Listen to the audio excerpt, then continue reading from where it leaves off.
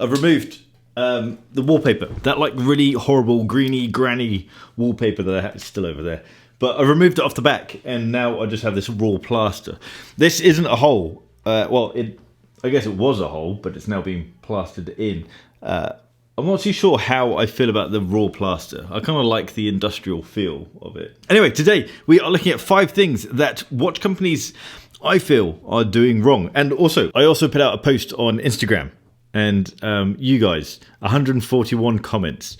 You guys went to town on these watch companies.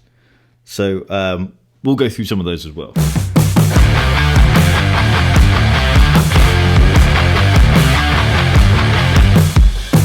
Welcome back to Bark and Jack. I am Adrian, and this video is a little bit of an extension from the previous video, the Q&A video, because I touched on a few things within that around what I think brands are doing differently and what I think needs to change within the watch industry moving forward. And it's kind of around that whole piece of dishonesty and in-house stuff. That's one section of it. That's kind of literally one section of the 5 sections. Let's start with that. So I think that the whole being dishonest is a bit of a harsh brush to kind of tarnish all of the watch brands with.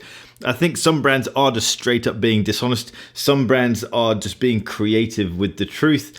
And ultimately, we are playing around with the luxury watch world, which is predominantly built on branding. Not necessarily substance, not necessarily technical functional ability, but the image that we're being sold by these companies. So this area of dishonesty and creativity around the truth, I think is going to always be there simply because of the world that we are playing with. Now, my challenge comes around marketing buzz phrases, and they are things like in-house, Swiss-made, military-grade. The challenge around these phrases is that they are just massive grey areas. One brand's version of in-house can mean something completely different to another brand's. One company saying that a watch is in-house doesn't mean that they've developed that movement. We don't necessarily know if it means that they are building it in-house. They can just make it up and just claim whatever they want. So this whole area is really quite odd. And I would like for watch brands to focus in a bit more, give us more details, and allow us to better understand what they're actually doing, allow us to better understand what our money is being spent on. Something that pisses me off, and it might not annoy everyone, but because I have to visit watch websites continuously because of what I do here, I get so annoyed at watch brands' websites. I have not come across a website for a watch company which I think is good. More often, I just hate what they do. You click on, I don't know, a Submariner, and they try and tell you this big old story around the Submariner. It was launched in this date, it's done this and that. It just sounds like BS. And it probably isn't BS. It's probably a genuine story, a genuine history behind a watch.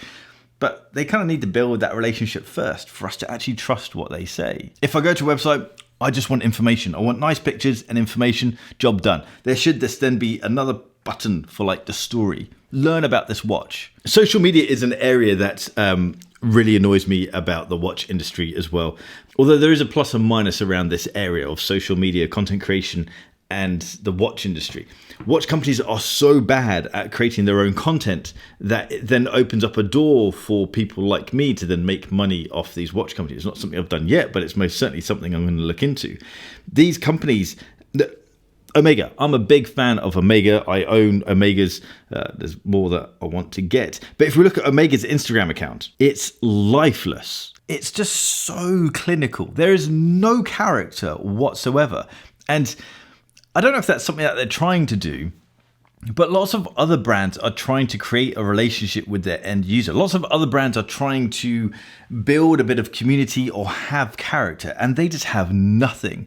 The images that they share on social media, they're just dead. What are you selling me? Are you trying to sell me a poster of a watch? Because that isn't what the watch is going to look like in real life. I can't even imagine what that watch will look like on my skin. I want to see what this would be like on the wrist. We don't ever have a watch that is framed by a very smooth, perfectly clean gradient in the background. We have a watch that's framed by skin. This is what the watch looks like. And now, granted, we all have different shades of skin, but at least you get an idea of what the watch will look like. I just think watch companies are really lacking in their content. that's what your watch would actually look like. Not with some weird gradient background, like an actual wrist shot or pocket shot. Now, product launches, these are a big challenge in so many different aspects.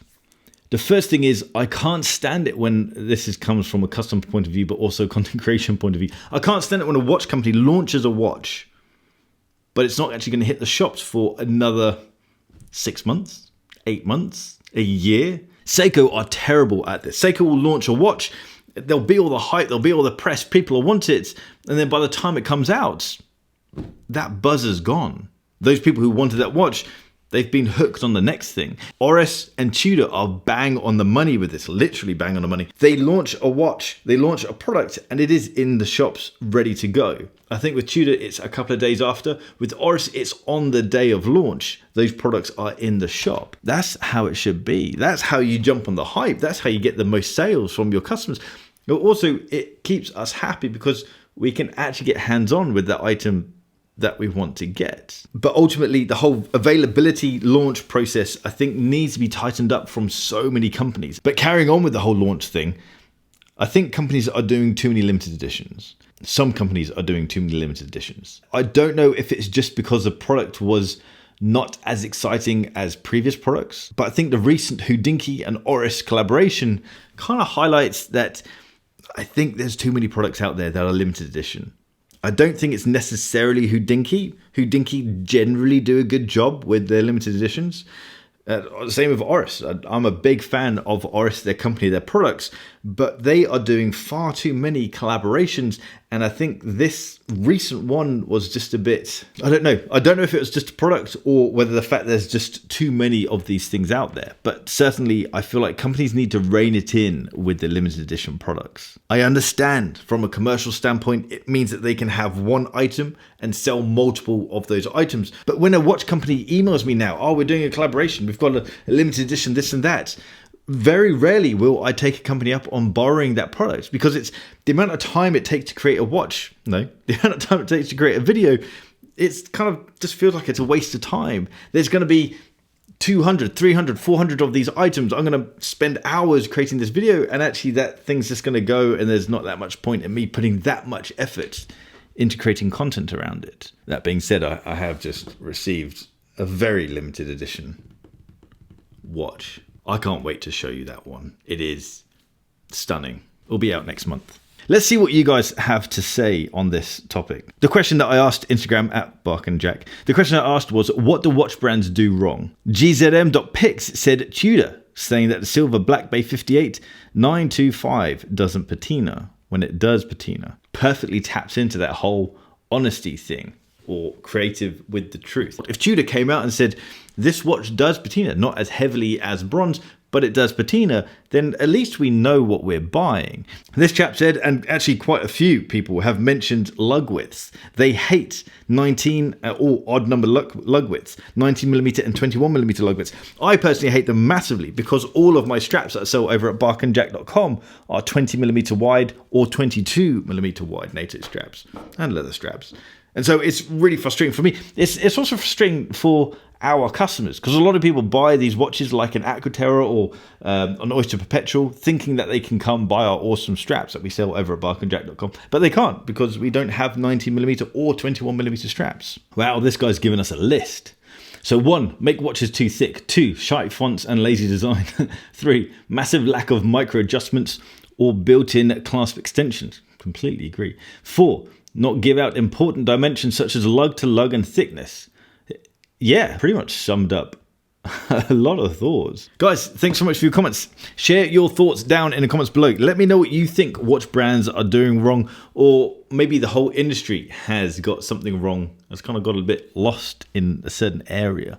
Let me know in the comments below. If you like this video, hit the thumbs up button. If you like the style of this video, hit the subscribe button and little bell icon so you get notifications when I drop a new video. I promise the next video is going to be a watch reviewy video. We'll actually look at watches, a couple of watches. If you want to check out watch straps and watch accessories, jump over to barkandjack.com. If you're on Instagram, give me a follow at barkandjack.